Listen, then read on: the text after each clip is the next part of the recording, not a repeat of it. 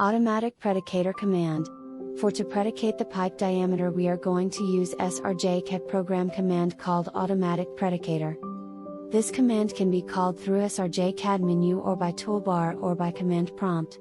The short form to call Automatic Predicator command is ATP. Select blocks or circles to be considered as sprinklers.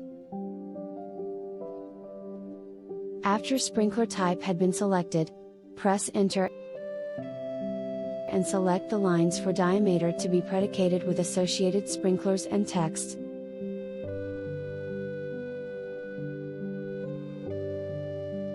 And select source line.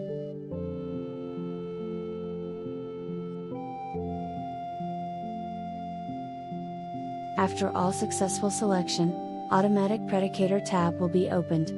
Select the required hazard using the radio button.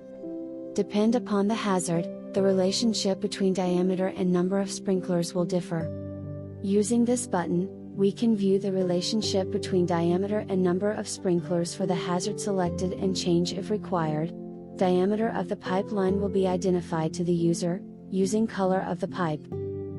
To view the color assigned for diameter, click this button. 25 diameter as color 1, 32 diameter as color 2, 40 diameter as color 3, 50 diameter as color 4, 65 diameter as color 5, 80 diameter as color 6, 100 diameter as color 30, 150 diameter as color 60, 200 diameter as color 202.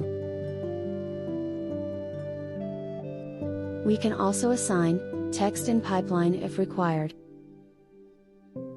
Unit of the diameter can be changed using this radio button.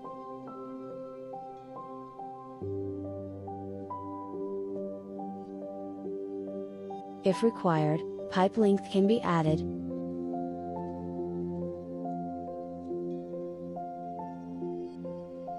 We can set the text properties such as text style, height and width.